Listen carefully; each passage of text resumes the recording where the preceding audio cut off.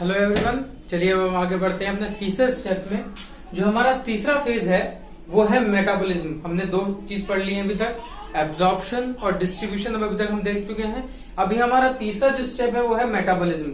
Pharmacokinetics में 4 step थे, एक तो एब्जॉर्प्शन, डिस्ट्रीब्यूशन, मेटाबॉलिज्म और एलिमिनेशन। अब हम तीसरे की ओर बढ़ रहे हैं, मेटाबॉलिज्म। तो सबसे पहले समझ लीजिए कि मेटाबॉलिज्म क्या होता है। मेटाबॉलिज्म का देखिए आम भाषा में अगर मैं बात करूं तो मेटाबॉलिज्म का मतलब होता है कि जैसे ही हमें किसी चीज की जरूरत खत्म हो जाती है ना, तो फिर हम उसको हटाना चाहते हैं। कैसे?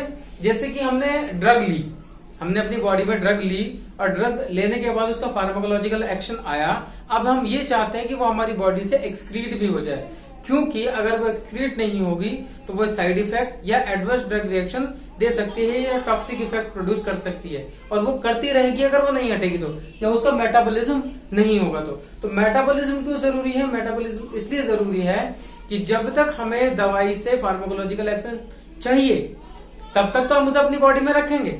अगर हमें उसके बाद उसका फार्माकोलॉजिकल एक्शन नहीं चाहिए, हमारी बॉडी को जितने रिक्वायरमेंट थी वो खत्म हो चुकी है, उसके बाद हमें उसका मेटाबॉलिज्म भी करना पड़ेगा। मेटाबॉलिज्म का मतलब होता है तोड़ना, मतलब उसकी एक्टिव साइट को या उस मॉलिक्यूल को तोड़ देना है या उसको इनएक्टिव फॉर्म में कर देना है, जिसकी वजह से उसका फार्माकोलॉजिकल एक्शन आना बंद हो जाए। ठीक है, तो अब हम ये देखते हैं कि इसमें मेटाबॉलिज्म में क्या क्या होता है।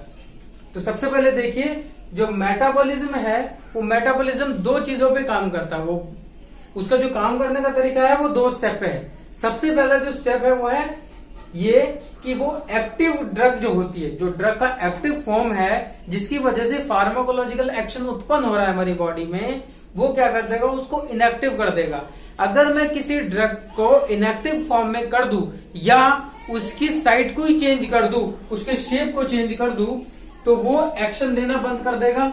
दूसरा स्टेप जो है remove drug from the receptor. हमारी बॉडी में हम जानते हैं कि देखो, जब तक ड्रग रिसेप्टर से बाइंड नहीं होगी उसका कोई फार्माकोलॉजिकल एक्शन नहीं आएगा। तो दूसरा स्टेप क्या करेंगे हम? या तो उसकी एक्टिव जो ड्रग है उसको इनएक्टिव फॉर्म में कर देंगे, या जो दूसरी फॉर्मेट है वो ये है कि रिमूव कर देंगे ड्रग फ्रॉम रिसेप्टर, उस ड्रग को ही हटा देंगे या उसका शेप चेंज कर देंगे, जिसके कारण वो अपने रिसेप्टर को छोड़ देगा। ठीक है, तो आगे बढ़ते हैं हम इसमें कि मेटाबॉलिज्म के फेज क्या होते हैं। देखिए, मेटाबॉलिज्म में 2 फेज होते हैं। सबसे पहला है फेज 1। तो फेज 1 में क्या काम हो रहा है? देखिए यहां पर, increase the polarity of drug with the help of following reactions. Polarity of drug को बढ़ाना है। पोलैरिटी का मतलब क्या होता है कि जो ड्रग की पोलैरिटी है उसको बढ़ा देंगे। अभी तक हमने जो देखा था कि जो हमारी सेल मेम्ब्रेन है, ये जो ड्रग का नेचर था वो लाइपोफिलिक ज्यादा था। ठीक है, जिसकी वजह से वो ब्लड में नहीं घुल सकती थी ज्यादा टाइम के लिए, क्योंकि वो लाइपोफिलिक नेचर की थी। इसीलिए हम क्या करेंगे? उसकी पोलैरिटी को बढ़ा देंगे। पोलैरिटी को बढ़ाने से क्या होगा? वो ब्लड में घुलने लायक हो जाएगी, मतलब हाइड्रोफिलिक नेचर की हो जाएगी। जो चीज हाइड्रोफिलिक नेचर की ज्यादा हो जाएगी वो ब्लड में आराम से घुल सकती है। ठीक है, तो यह क्या करेंगे? पहले फेज में increase the polarity of drug. Polarity of drug कुछ नहीं होता, हमने सिर्फ उसका नेचर चेंज करना है। पहले लाइपोफिलिक ज्यादा था, अब हमने उसको हाइड्रोफिलिक बनाना है। हाइड्रोफिलिक होने के कारण वो ब्लड में घुलना शुरू कर देगी। Polarity of drug with the help of following reaction. अच्छा, पोलैरिटी ऑफ ड्रग को हम चेंज कैसे करेंगे? इसका भी तो सवाल है ना कि चेंज कैसे करेंगे। तो चेंज करेंगे इन रिएक्शंस की मदद से।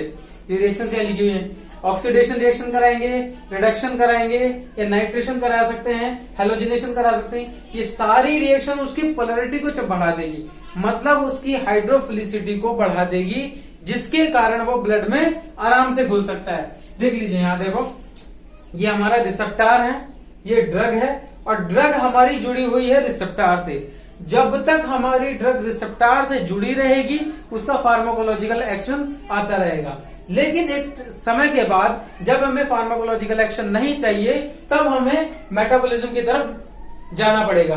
तो हम क्या करेंगे? पोलैरिटी बढ़ाने के लिए हमने ये रिएक्शन कराई, सपोज हमने ऑक्सीडेशन रिएक्शन कराई, तो इसकी जो पोलैरिटी है वो बढ़ती रहेगी। तो एक चीज ध्यान रखना कि हमारी बॉडी में जो रिएक्शंस हो रही है ना, ये जो भी फार्माकोलॉजिकल एक्शन आ रहा है वो सारा का सारा बॉडी के अंदर हो रहा है, ब्लड में ही हो रहा है। क्योंकि जितने भी रिसेप्टर होते हैं वो ज्यादातर हमारे ऑर्गन के सरफेस पर होते हैं, ठीक है। और सरफेस पर क्या होंगे, ब्लड भी बह रहा है भाई, कैपिलरी भी होगी वहां पर, तो ब्लड भी वहीं बह रहा है, रिसेप्टर भी वही है और ड्रग भी वहीं जुड़ी हुई है। तो क्या होगा, जैसे ही रिएक्शन होगी ऑक्सीडेशन, तो इसकी पोलैरिटी बढ़ने लगेगी। जैसे जैसे इसकी पोलैरिटी बढ़ेगी तो ये क्या होगा, यहां से घुलना शुरू हो जाएगी, हमारी बॉडी में ये घुलना शुरू कर देगी। जो ड्रग है वो धीरे धीरे घुलना शुरू कर देगी और ब्लड में मिल जाएगी, और ब्लड में मिल जाएगी तो फिर नेक्स्ट स्टेप जो एलिमिनेशन है वो वहां हम नेक्स्ट स्टेप में देखेंगे। दूसरा इसका जो फेज है, दूसरा फेज है इसका by changing the shape of drug with the help of enzymes. अब कुछ एंजाइम्स होते हैं, क्योंकि दूसरा स्टेप हमने देखा था यहाँ पर कि रिमूव द हमने जो ये है जो सेकंड फेज है, by changing the shape of drug with the help of enzyme. अगर हम किसी ड्रग का शेप ही चेंज कर देंगे तो वो अपने रिसेप्टर से बाहर जुड़ी नहीं रहेगी, क्योंकि रिसेप्टर से जुड़ने के लिए ड्रग का जो शेप है वो रिसेप्टर के जैसा होना बहुत जरूरी है। तो हम क्या करेंगे, इसके शेप को चेंज कर देंगे by changing the shape of drug with the help of following enzymes. अब अच्छा, एक क्वेश्चन ये माइंड में आएगा कि एंजाइम कहां से आएंगे। एंजाइम ये आते हैं हमारे लीवर से, क्योंकि लीवर में सबसे ज्यादा एंजाइम्स होते हैं। तो लीवर हमारे एंजाइम सीक्रेट करता है, जैसे कि ग्लूकुरोनिक एसिड, पेरोक्सीडेज, कार्बोक्सिलेज। ये जो एंजाइम्स होते हैं ये हमारी ड्रग के शेप को चेंज कर देंगे। जैसे ही हमारा ड्रग का शेप चेंज होगा ये फिर से रिसेप्टर को छोड़ेगा, फार्माकोलॉजिकल एक्शन बंद हो जाएगा और ये हमारे ब्लड में घुल जाएगा और ये आगे नेक्स्ट स्टेप में हमारा एलिमिनेट हो जाएगा। तो ये था हमारा मेटाबॉलिज्म प्रोसेस। अगर इसको समझ में आया आपको, अगर इसमें कुछ भी समझ नहीं आया होगा तो आप मुझे कमेंट करके बता दीजिए, मैं और अच्छे से समझा दूंगा। वैसे मैंने कोशिश ये की है कि आपको इजी वे में समझाया है और इसके फेजेस भी बता दिए। देखो एक चीज समझ लीजिए आप कि आपको सबसे मेन चीज है समझना। अगर आप कॉन्सेप्ट समझ जाओगे तो आप इनको अपनी भाषा में भी लिख सकते हो। ये सबसे इजी भाषा थी जो मैं बना सका, जो मेरी कोशिश के हिसाब से मैं कर सका। आपको अगर और अच्छे वे में आता है या आप और अच्छे इजी वे में इसको समझ सकते हैं तो बहुत अच्छा है। डी फार्मा हो या बी फार्मा हो, फार्माकोलॉजी का जो स्टार्टिंग पार्ट है वो सबके लिए सेम है। आप लोग जो है समझने पे ज्यादा फोकस कीजिए, लिखने पे नहीं, या मेरे लिखे हुए पे ज्यादा फोकस नहीं कीजिए। आप लोग अगर कॉन्सेप्ट को समझ जाएंगे तो आप अच्छे से लिख भी पाएंगे और आपके माइंड में भी बैठ जाएगा, ठीक है। तो ये हमारा मेटाबॉलिज्म था, ये हमारा कंप्लीट हो गया। अब हम नेक्स्ट वीडियो में आगे बढ़ेंगे स्टेप नंबर 4 की तरफ, जो कि है एलिमिनेशन। Okay, thank you.